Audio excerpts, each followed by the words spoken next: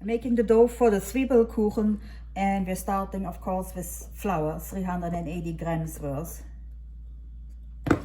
Next is 2 to 2 1/4 teaspoons worth of dry yeast. I add a decent pinch of sugar, maybe a half a teaspoon.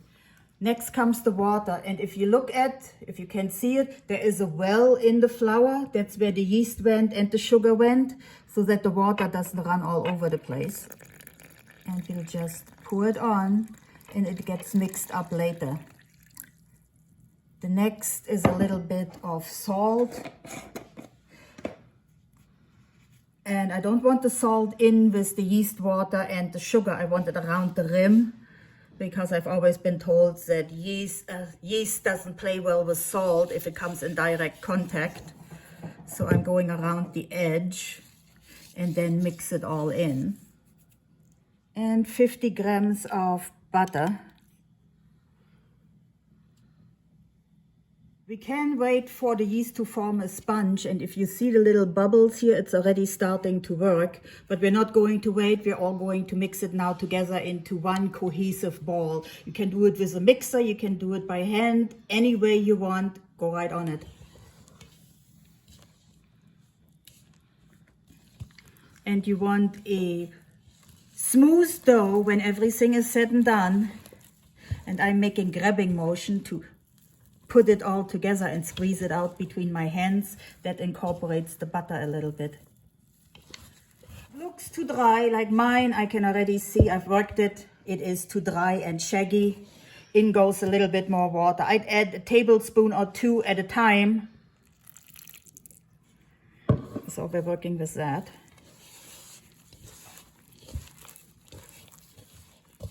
The end result should be the same, a smooth, pliant, relatively soft dough. And now it's coming together, so I don't need any additional water. Now the dough has come together in a ball. Now I just want to, it's easier to knead it on a flat surface, at least for me. And you continue kneading. You give it a quarter turn with every press. You knead it until it's a smooth dough ball that doesn't stick to anything. Right now, we are getting there, we are close. It feels a little bit tacky, but if you press it, it doesn't stick to your hand.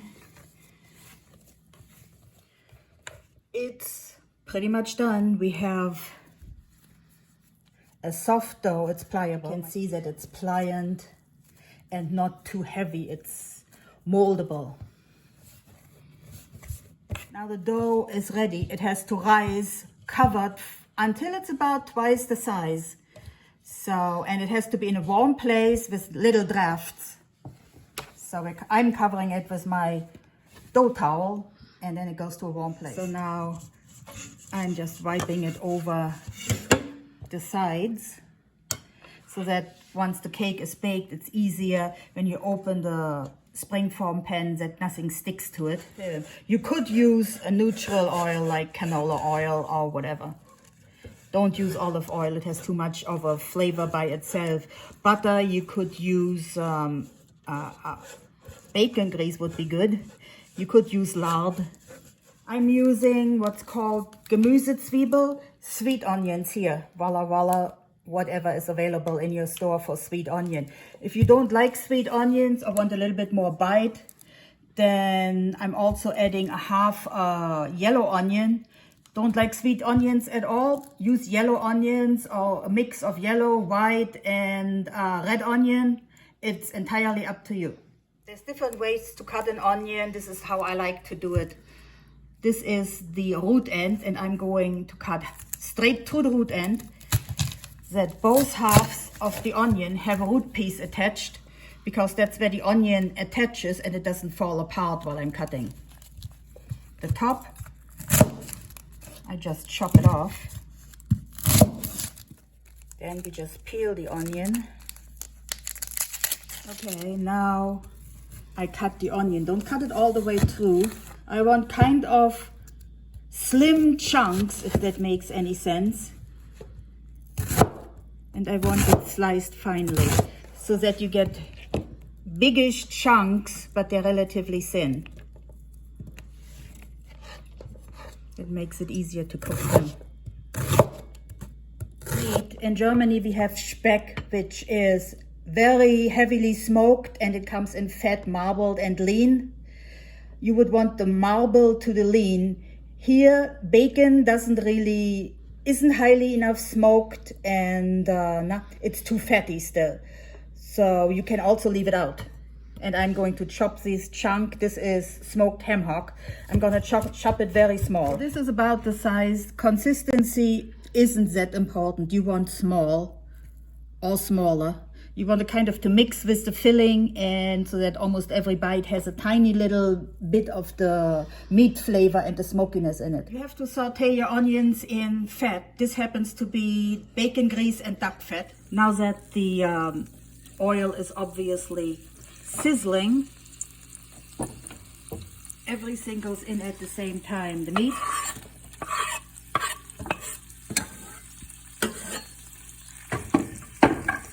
and the onion.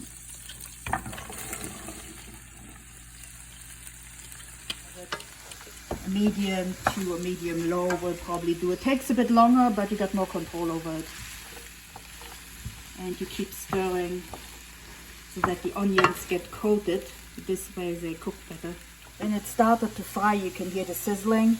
You keep stirring it occasionally, but you add some salt and pepper for flavoring, and salt also pulls some of the moisture out of the onion. We're making the second part of the filling. The onions are put on the cake and then this is poured over. I'm using creme fraiche. You can use sour cream, you can use heavy whipping cream. I like creme fraiche because it's what I grew up with. It's easily available in Europe. In America, you can find it in grocery stores too.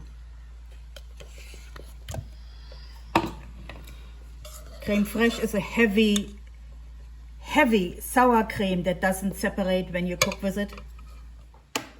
We're adding 2 eggs.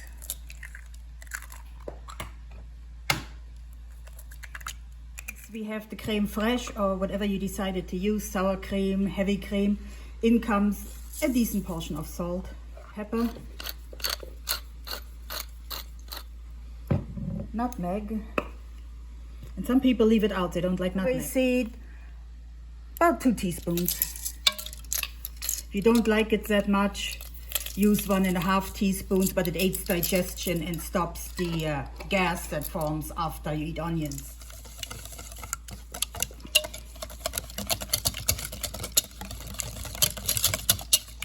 Some areas of Germany, they put fresh herbs. Parsley, you can use dried herbs, parsley, chives, whatever you might want in your food, whatever you want to taste, you can put it in there. Parsley, I don't have fresh parsley, so I'm using dried. It's going to absorb moisture from the dish it's in, so it reconstitutes. Parsley is also good for digestion. And now 200 grams of a hard cheese, a Gouda, an Emmentaler, a Swiss. This is a smoked Gouda. Since the meat that I'm putting in doesn't have enough smoky flavor, I'm trying to add it for an extra body. So a smoked Gouda. A hard cheese that can be grated, not a soft cream cheese. Now we're adding the cheese to the creme fraiche. Now we're mixing it all together, and then this will sit until we are ready to assemble. It has risen and now it's double. We're kneading it to get some of the air back out. And then we're going to put it in the middle of our pan. And we spread it out to the edges and up the edge to form a rim. I'm spreading it from the middle out. And if you can see, I'm using my hand to press so that it forms a ridge.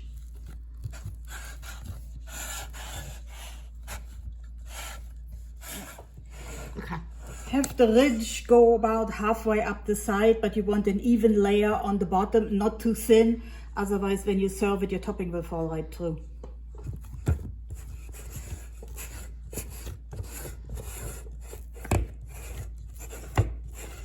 That's about it. You want to feel your dough that it's even in the middle, not have little bumps here and little valleys there. As even as you can. Now the onions are softened and they are translucent. They yellowed a little bit. And when you lift one up, you can light shines through it. I let them cool a little bit. And I'm using a slotted spoon. I don't need all the fat and fluid that is still in the pan.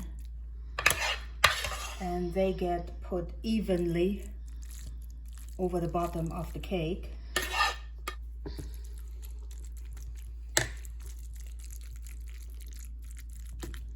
This is well mixed and that gets poured also evenly over the cake, or as evenly as you can. This is going to be a little bit runny. If it's too runny and it feels like, oh my God, this is like water, then add a teaspoon or two of cornstarch. That will absorb some of the fluids and makes it thicken. It's a little runny, but you want a kind of like, almost like a thick custard. And that's, if you look here on the edge, it actually drips around a little bit.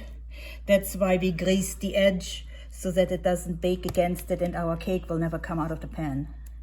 Just in case you're worried about your springform pan leaking, I just use a little bit of aluminum foil. I'm also going to put a little bit of aluminum foil underneath this, but flat, in case it rises a little bit and bubbles over. I preheated my oven to 400 degrees. I explained about the aluminum foil. And it's going to bake for a minimum of 30 minutes. Very likely closer to 45 to an hour, until the top is golden brown, and when you touch it, it doesn't feel as if there's soup underneath.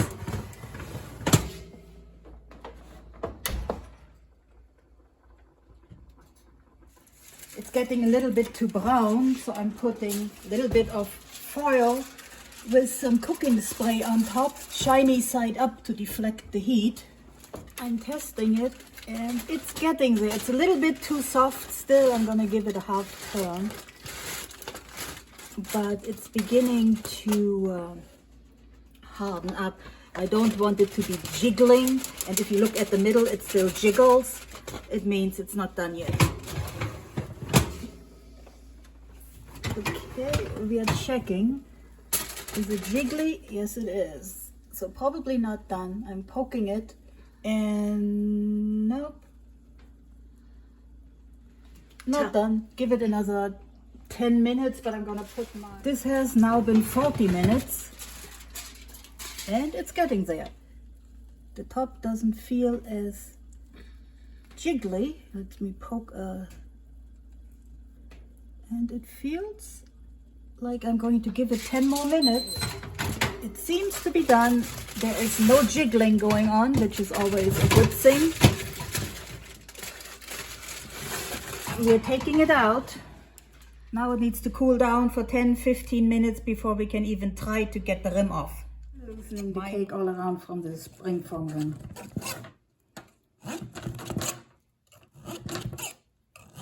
Loose, so nothing sticks.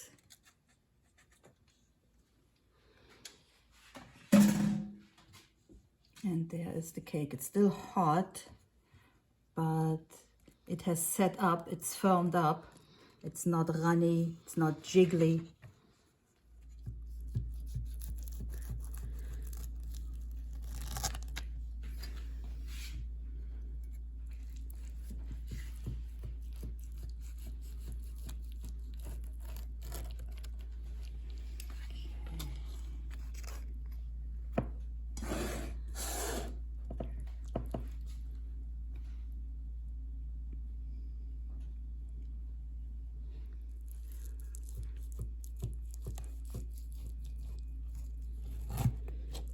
And if it sits longer, it won't be so runny in the middle. It solidifies, it's cooked.